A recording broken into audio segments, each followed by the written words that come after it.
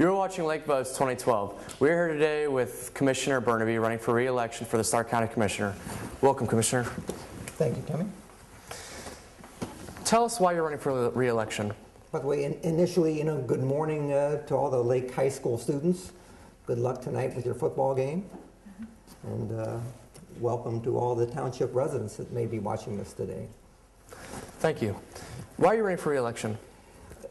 Going back, I've held several political offices and administrative offices in county and city government. I've been a lawyer for 30 years or 35 years. Different backgrounds. I've been a law director in the city of Canton for a number of years. Wide variety of backgrounds. I've been the service director and the chief of staff in the city of Canton. I was the interim director of SARTA for a period of time in the Stark Area Regional Transit Authority. So I bring to county government a slightly different background than many people do with the legal and so forth. I initially ran for county commissioner back in November of 2010. I was elected for a 2-year term. The term is normally 4 years, but I was elected for half of a remaining term, which is why I'm up for election again this particular year. This term then will be for a 4-year term. When I first ran for it, I ran under the theory and under the idea that government, not only county government, but all government, I think that the kind of people that they need in government are people with experience, with work ethic, and very importantly, honesty.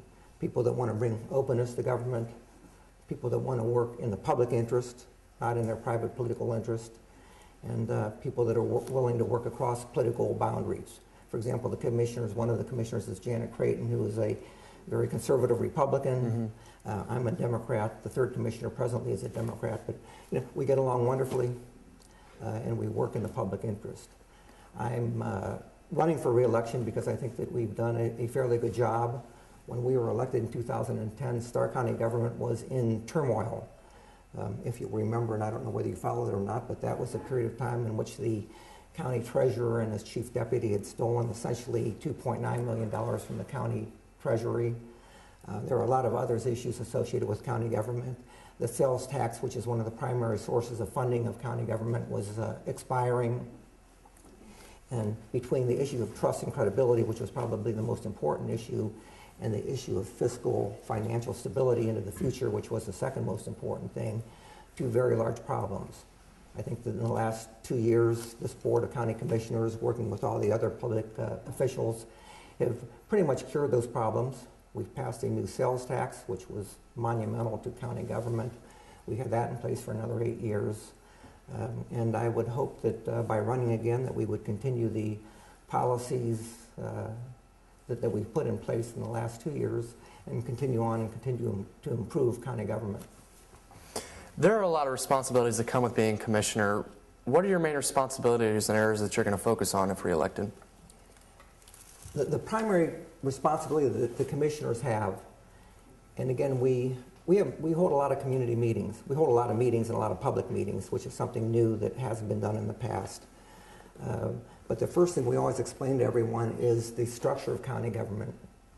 County government is not a pyramid where the county commissioners are at the top.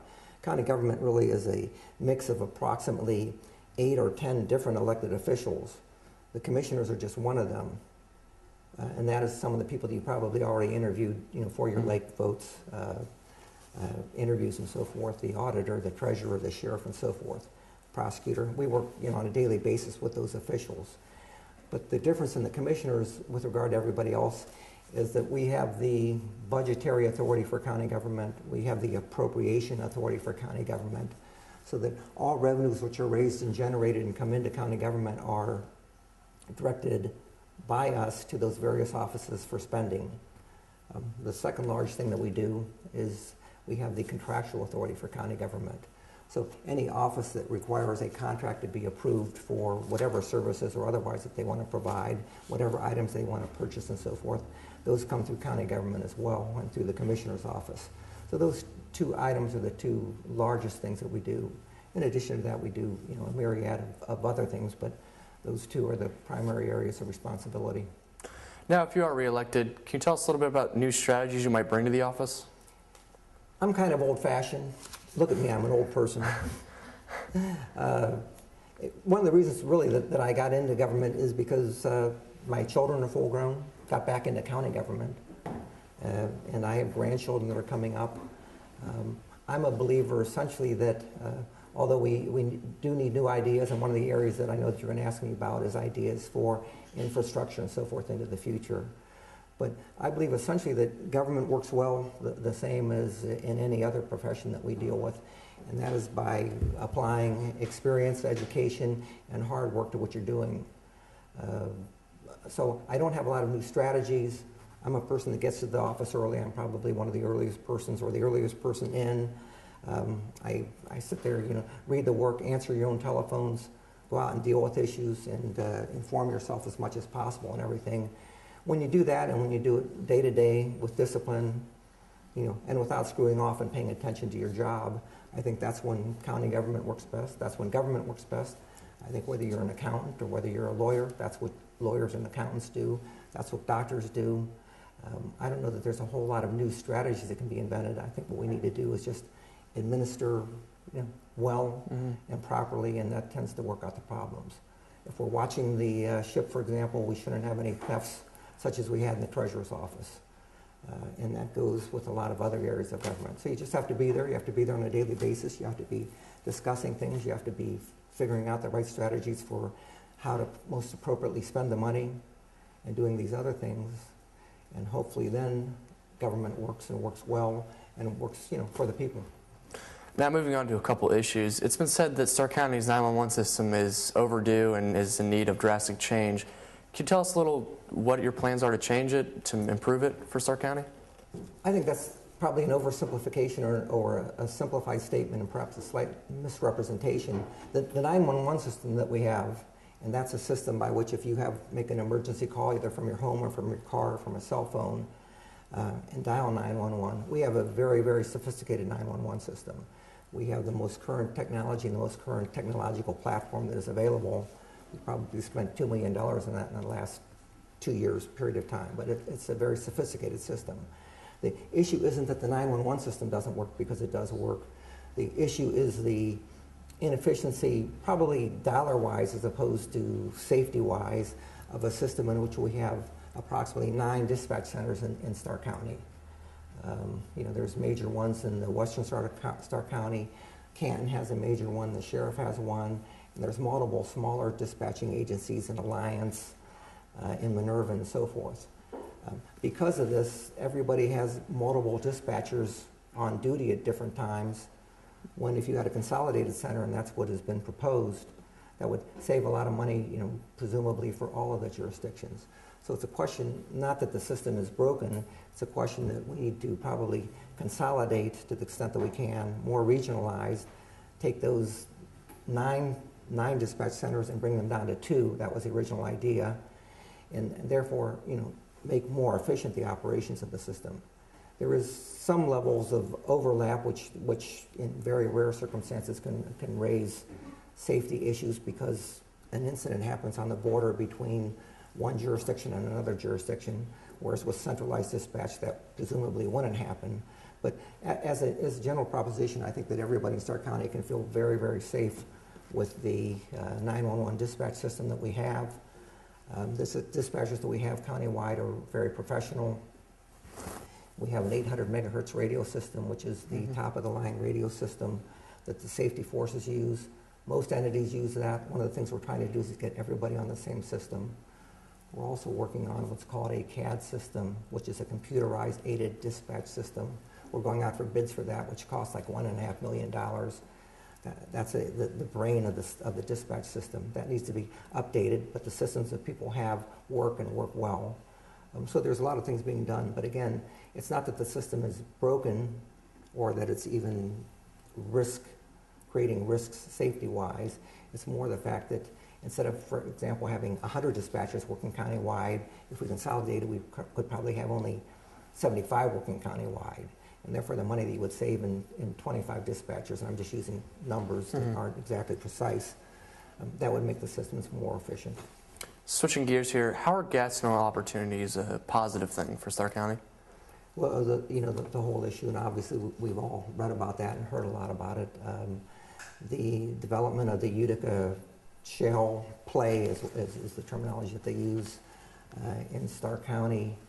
And we're seeing more of this in the counties immediately to the east and south of us. That's where most of the development is happening immediately. It's going to happen in the eastern part of Stark County. The development has been somewhat slowed down by the fact that natural gas is at all-time low prices, and therefore they're not actually drilling. I think they only drilled 3 wells in Stark County this past year. They had hoped to drill approximately 11, but they backed off on the development only because the price of natural gas is low. But long-term, and this is a long-term proposition, it probably is a 25 to 50-year proposition with regard to future development of oil and gas in this region. Stark County is the largest county in the area of this development of oil and gas. Canton is the largest single city. We would hope to be able to attract, to Stark County a lot of jobs. Already we've seen the development and the purchase in Louisville for the headquarters for Chesapeake Oil, which is the main exploration company that's come into Stark County. They've already bought several hundred acres with the idea that they will be constructing a major headquarters there, which means probably hundreds of jobs, and there's going to be hundreds of jobs in technology and other oil and gas exploration type of work coming to Stark County into the future. So it's a great thing for our economy. Mm-hmm. You mentioned a little bit about infrastructure earlier. What are your ideas for smart investments for Stark County and regarding infrastructure? Well, when you use the word smart investments, the first thing I thought of, and again, there's actually a proposal out there for statewide grant funding, but that is to bring more and newer broadband connectivity to Stark County. Really, the future probably for infrastructure development, and we need roads and we need bridges and we always need those types of things for cars and so forth. But the reality is, with regard to the need for technology and other growths between medical, government, business, and so forth, is a need that they need to have broadband, internet and other connectivity between them to communicate, to transmit information as rapidly as possible. There's a need for that. There's a lot of studies being done. There's a lot of work being done. That's probably the biggest area. Of course, we need, I think, on the other side of infrastructure, I think that the extension probably of Route 30, which kind of right now ends as an expressway on the east side of Canton, that probably needs to be extended out, hopefully all the way to the Ohio-Pennsylvania border to Route 11. That would open up access for Stark County in this area to the ports on the Ohio River. Those ports are important, again, because of the ability to ship larger and different kinds of goods and for oil and gas exploration. As a commissioner, how would you deal with reductions from state and local government? This is, the issue, and again, I go back to the primary issue that commissioners have, and that is the budgetary issue. And every night that we go out and we make these presentations on budgets, we've had cutbacks. County government we cut back the budget in the operational budget by 15% in 2011. We cut it back by another 10 to 20% in 2012. What you have to do is you have to look at your revenues. The good news for Stark County is that we passed a 0.5% sales tax, which generates or should generate into the future approximately $20 to $25 million per year, which replaces some of the revenue we're losing. So we're losing revenue in some areas from the state, but we're gaining revenues through the sales tax.